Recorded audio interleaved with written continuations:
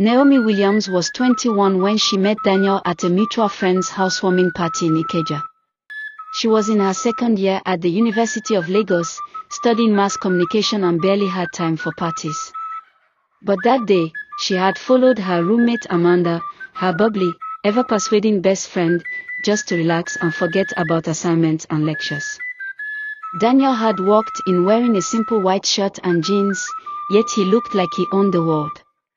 He wasn't the loudest in the room, but his calm confidence drew attention. When his eyes locked with Naomi's across the room, something clicked, like a quiet agreement between two strangers fated to cross paths. He approached her with a shy smile. "Hi, I'm Daniel," he said. Naomi smiled back. "Naomi." And just like that, the story began. They talked all evening, about books, music, and dreams. Naomi found out Daniel had just finished his NYSC and was job hunting. He wasn't rich, but he was ambitious, kind, and God-fearing. He listened when she spoke, and he made her laugh with his dry humor. From that day forward, they became inseparable. Daniel would travel from Yoba to Unilag just to walk her to class. Naomi cooked his favorite jollof rice with plantain every Sunday. He attended her school events. She helped him edit his job applications. They had their little arguments, of course, but they always found a way to laugh about them before bedtime.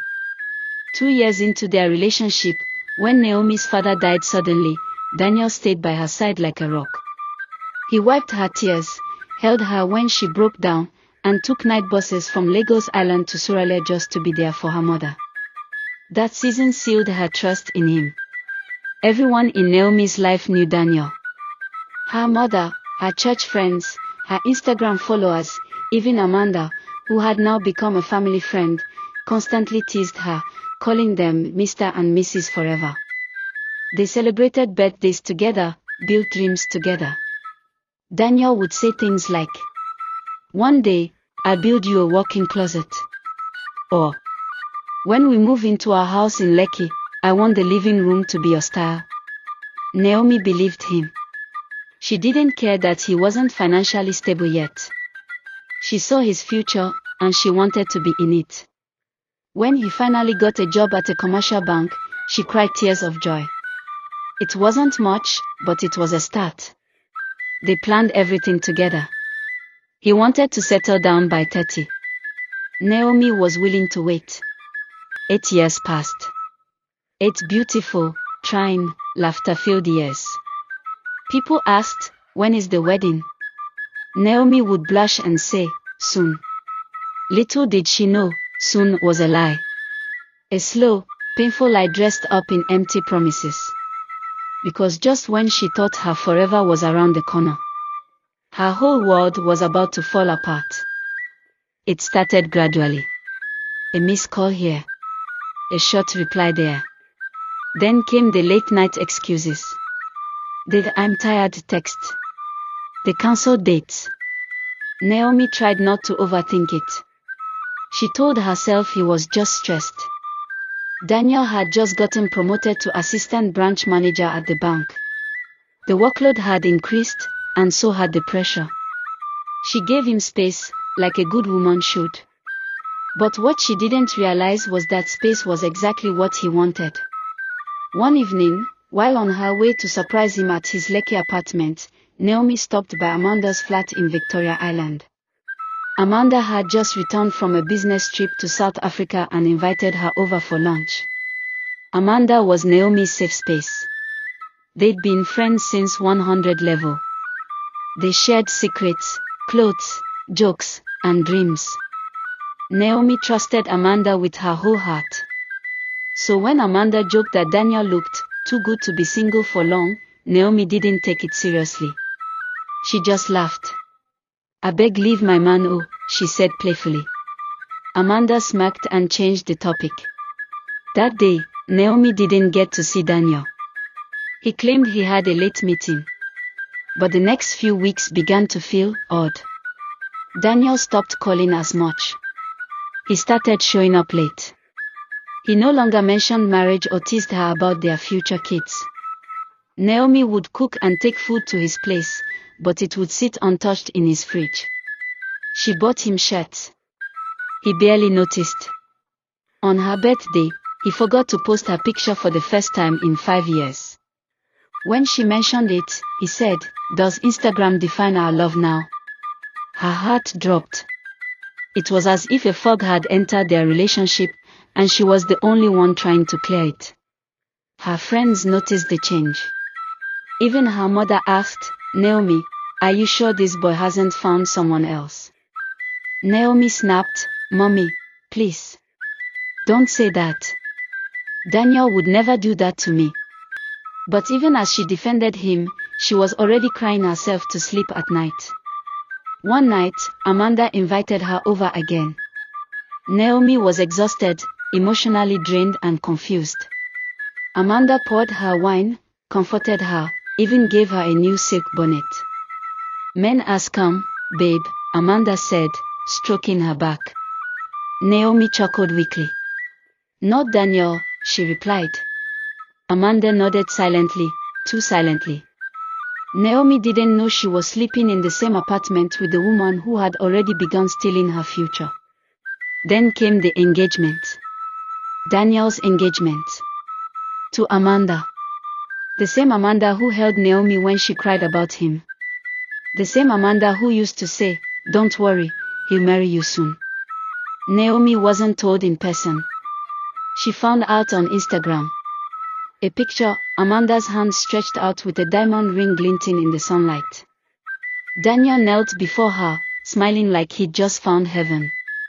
The caption read, "He asked, and I said yes to my best friend's ex." With a smacking emoji. Naomi felt her chest tighten. She dropped her phone and sat motionless in her apartment for over an hour. Her legs refused to move. Her fingers were numb. She couldn't even cry at first, her body was too shocked for tears. It was Amanda. "Amanda!" Naomi screamed. A scream so loud the neighbors knocked on her door. She couldn't sleep that night. She couldn't eat. Her world shattered into sharp pieces, each one cutting her pride, her faith, her heart. She had been with Daniel for 8 years. She had fought for them. Covered for him. Prayed for him. And Amanda, the friend who stood by her side, who toasted at her birthdays, who called her sister, had snatched him from her hands like a thief in the night. And worst of all, Daniel never even broke up with her. He just went quiet, then moved on. Like she meant nothing. Naomi didn't leave her apartment for 3 days.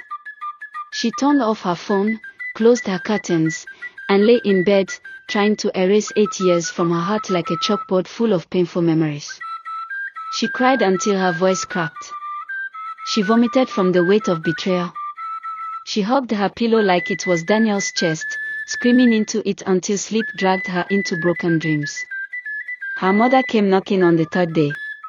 When Naomi finally opened the door, her mother gasped. Her once vibrant daughter looked like a ghost, puffy eyes, cracked lips, and a swollen face. "Mommy," Naomi whispered, her voice trembling. Mama Williams stepped in, hugged her tightly, and whispered, "My daughter, if a man has to be begged to love you, then he's not a man worth loving." Naomi broke again in her mother's arms. That evening, her mother cooked her favorite okra soup and sat her down. "Cry, yes. But don't stay there. Because while you're crying over what you lost, you might be ignoring what God is preparing." Naomi tried to eat. The soup tasted like water. Nothing had flavor anymore. Not even life. The following week, she finally turned her phone back on. Hundreds of missed calls. Dozens of messages. Some were from people gossiping. Others were from fake friends asking, "Is it true? Is Daniel really marrying Amanda?" But one message stood out, from Amanda. It read, "I didn't plan it. It just happened. I'm sorry if I hurt you. Please be happy for me." Naomi stared at the message. She typed a response. Deleted it. Typed another. Deleted again. What was she supposed to say? Congrats on destroying my life. She dropped the phone and screamed again. Days turned to weeks. Naomi went back to work, but she was different. Quieter. Sadder. Empty. Her clients noticed. Are you okay? You look tired. You're losing weight. She would force a smile and say, I'm fine. But she wasn't. Not even close. Her business, Naomi Touch, began to suffer. She couldn't focus. Missed bookings.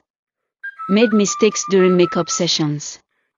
She would sit and stare at her brush kit, forgetting why she picked it up. Pain had turned her passion into poison. One night, she found herself at the church altar, alone. No choir. No crowd. Just Naomi and her tears. She knelt there and sobbed. God, why me? She whispered. Why did you let this happen? Then came the words from within, soft but firm. Because I needed to set you apart for something greater. She didn't understand what it meant. Not yet. But that night, something shifted. She went home, washed her face, sat in front of her mirror, and spoke to her reflection. I may have been used. I may have been betrayed. But I am not broken. I am still here. And I will rise. That night, Naomi wrote down a new plan, a personal healing routine. Morning affirmations. Daily workouts. Business rebranding. Therapy sessions. Silence. No dating. No men. Just healing. She blocked Amanda and Daniel on every platform. She created a new social media page for Naomi Touch, this time with class and confidence. And for the first time in weeks, she slept peacefully. Naomi rose before dawn. Not out of habit, but out of purpose. She stood in front of her mirror, tied her hair up, and whispered her new mantra. I am not what they did to me. I am what I choose to become. It had been 2 months since the betrayal. 2 long, painful months of silence, therapy, and rediscovery. The old Naomi, the one who needed love to feel whole, was gone. This new Naomi. She was fierce. She was focused. She was done crying. The first step was a rebrand. She shut down her old Instagram page filled with pictures of Daniel and couple-themed makeup shoots. She launched a fresh account at Naomi Touch Luxury. New logo. New photo shoot. New identity. Naomi hired a photographer to take professional pictures of her working on real clients. She partnered with an influencer in Lekki and offered to glam her for free in exchange for shoutouts. She contacted 2 wedding planners and offered free trial sessions. And the buzz began. Within a week, bookings started rolling in. Brides. Pre-wedding shoots. Celebrities. TV personalities. Everyone wanted Naomi Touch. She wasn't just doing makeup anymore, she was creating a name. By the 3rd month, Naomi rented a mini studio in Lekki Phase 1. A clean, elegant space with soft lighting, gold-accented mirrors, and a signature scent of vanilla and rose. She called it the Touch Room. She hosted private makeup classes every Saturday. Ladies came from Ibadan, Port Harcourt, even as far as Ghana, to learn from her. Her YouTube channel grew. Her followers multiplied. Her inbox overflowed with collaboration requests. But what touched her the most wasn't the bookings, it was the messages. Naomi, your story gave me strength. You inspired me to walk away from a toxic relationship. Thank you for showing us that healing is possible. She was becoming more than a brand. She was becoming a movement. But success didn't mean she wasn't tested. One afternoon, while walking out of her studio, Naomi ran into Daniel. He looked tired. Not just physically, his entire spirit looked drained. He greeted her like a stranger who missed home. Naomi, he said softly. She turned. Daniel. Silence. He cleared his throat. I see what you're doing. I just want to say I'm proud of you. Naomi smiled gently. Not the kind of smile you give someone you still love. No, this one was calm, victorious. Thank you, she said. And I'm doing just fine. Daniel nodded and walked away. No apologies. No begging. Just quiet regret trailing behind him like a ghost. As he disappeared into the street, Naomi whispered under her breath.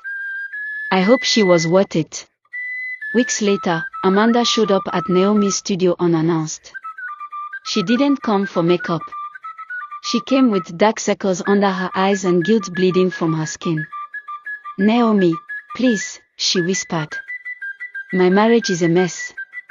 I'm not here to justify anything. I miss us. I miss you. Naomi didn't scream. She didn't cry. She simply said, Amanda, I wish you peace. But you killed something you can never resurrect, my trust. Amanda bowed her head in shame. I forgive you, Naomi added softly. But I can never let you that close again. And with that, she turned away and continued with her client. That day, something powerful happened. Naomi realized that healing wasn't about erasing the past. It was about choosing not to let the past control her anymore. She had forgiven them, not for their sake, but for hers. Because Naomi was no longer the woman who waited. She was the woman who rose. Naomi had found peace. She wasn't looking for love. Not anymore. She had love, self-love. She had joy, not from anyone, but from watching her life bloom after the storm. Naomi Touch was now more than just a makeup studio, it was a brand name in Lagos. Her face was on flyers, her hands on billboards, her story whispered in beauty circles like a legend. She was invited to speak at a women's empowerment brunch in Ikoyi. She wore a simple but elegant white jumpsuit, soft curls, and nude glam. Her voice shook a little at first as she shared her story. How she loved for 8 years. How betrayal nearly broke her. How healing built her. When she finished, the hall erupted in applause. Tears rolled down cheeks. Women stood to clap. Some hugged her afterward. Others just looked at her with admiration, saying, You made me believe in myself again. Naomi stood by the refreshment table afterward, holding a glass of pineapple juice when a tall man in a tailored navy blue suit approached her. Hi, he said, his voice deep but gentle. I'm Adrian. Naomi looked up. He was striking, not just in looks, but in presence. I'm Naomi, she replied. I know, he said, smiling. You stole the whole room with your story. She laughed nervously. Thank you. It wasn't easy to tell. He nodded. Real stories never are. They talked. Not about relationships. Not about exes or betrayal. They talked about art. About travel. About life and healing. Adrian was a real estate developer who recently returned from the UK to expand his firm in Nigeria. He wasn't flashy, wasn't forceful. He didn't try to flirt. He just listened. When she told him about her business, he listened with full attention. And when she mentioned wanting to expand, he said, I'd love to help however I can.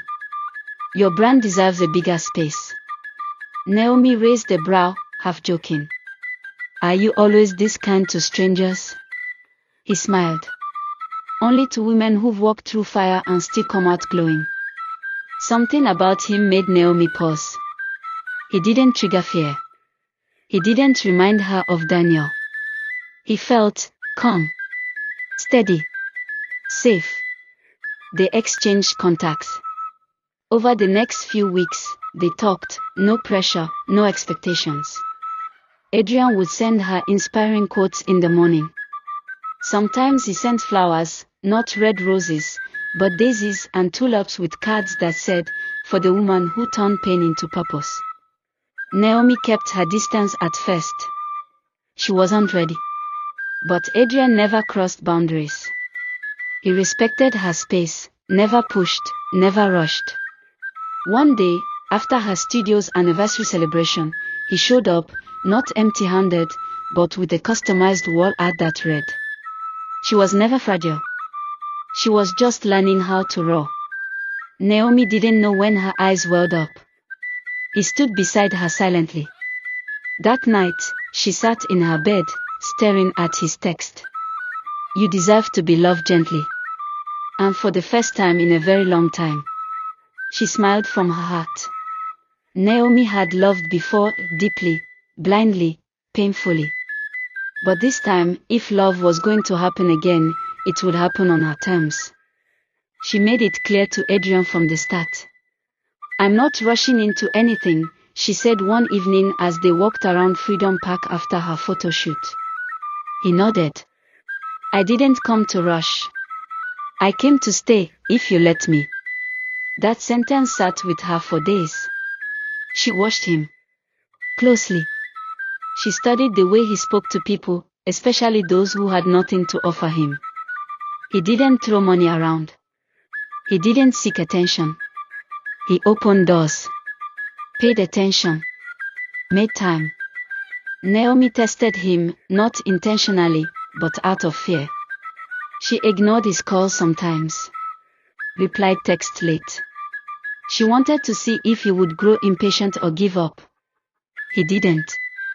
Instead, he'd send voice notes like, "Hey, just checking in. No pressure. Just wanted you to know someone's thinking about you." He didn't try to fix her pain, he simply stood beside her while she healed. One weekend, she had a panic attack after seeing Daniel and Amanda's wedding photos trending on Twitter. The pain came back like a wave, fast, sharp, cruel. She called Adrian in tears. "I feel stupid," she whispered. "I spent 8 years, and he still chose her." Adrian didn't say, "Forget him." He didn't say, "You deserve better." Instead, he said, "It's okay to grieve what you lost. Just don't lose yourself in the process. You're still Naomi. And you're still golden." That night, he stayed on the phone with her for hours, just breathing with her, no expectations. Bit by bit, Naomi's heart opened again. But this time, it wasn't desperate. It wasn't needy. It was calm, steady, thoughtful. She began to look forward to Adrian's company.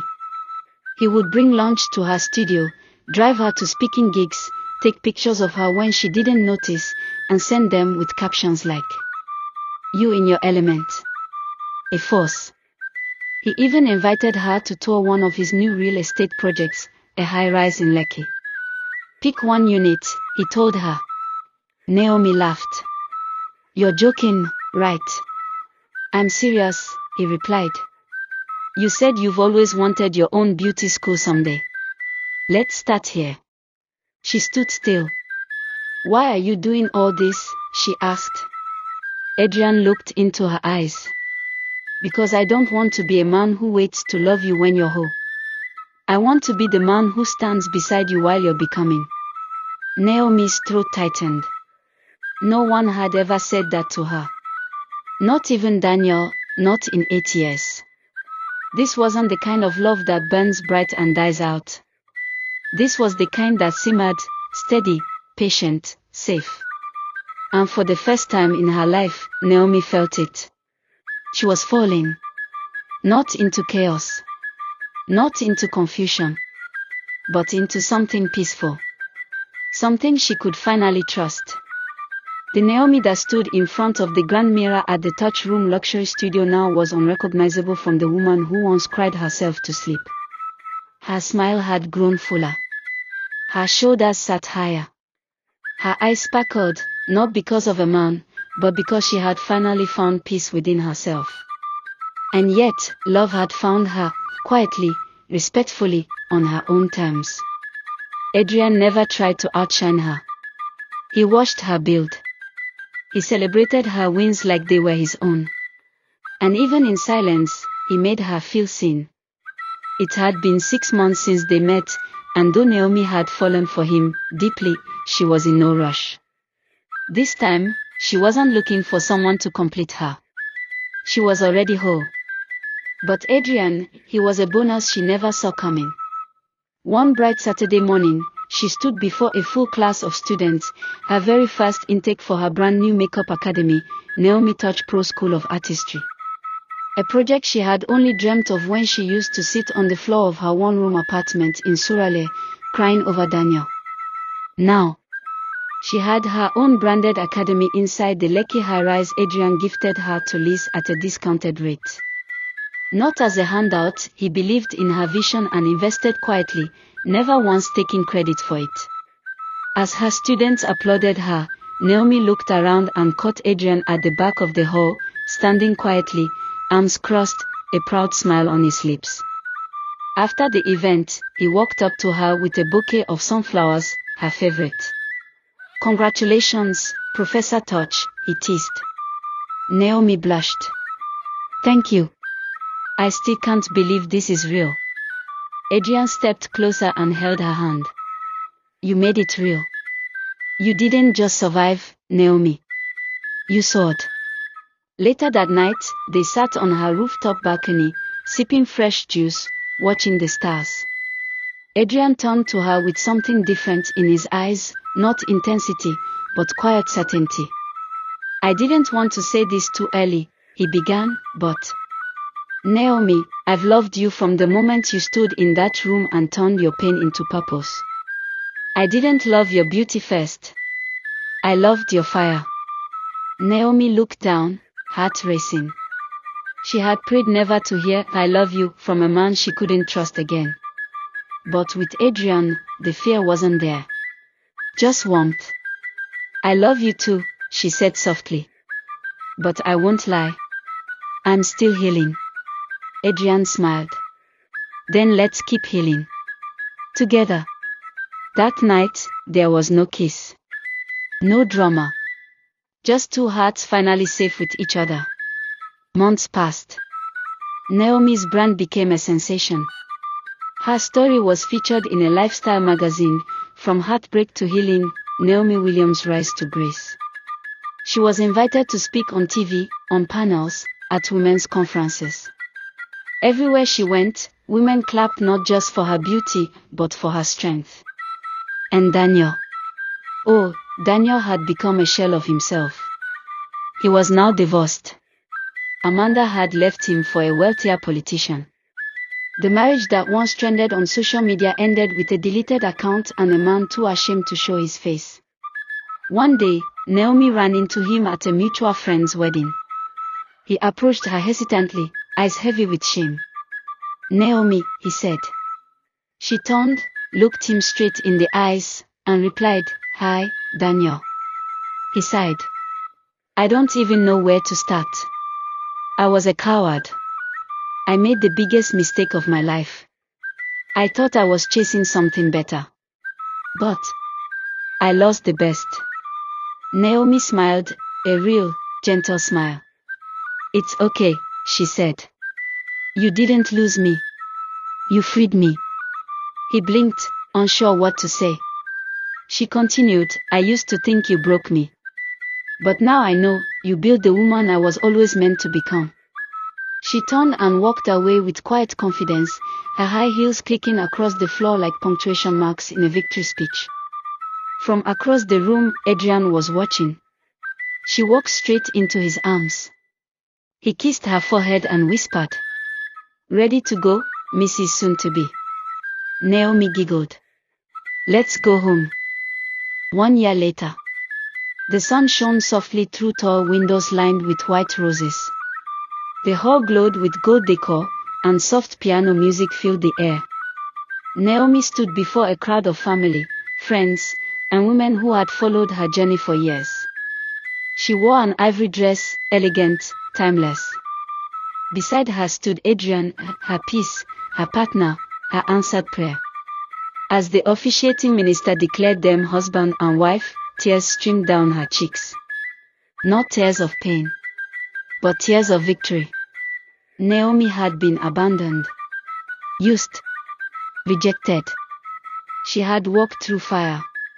But now, she stood in glory. Loved, respected, chosen. And not just by a man, but by herself. True healing doesn't come from revenge, it comes from rediscovery. Sometimes, what feels like rejection is actually redirection towards something better. You are not what they did to you. You are what you choose to do after they're gone. Don't be afraid to love again, just make sure you love yourself first. The one who left wasn't the blessing. The one who stayed through your healing probably is. If Naomi's journey touched your heart, don't forget to like, comment, and subscribe for more powerful African stories just like this. Tell us, have you ever been betrayed by someone you loved? Drop your thoughts in the comments, we are listening. And hit the notification bell so you never miss a new episode.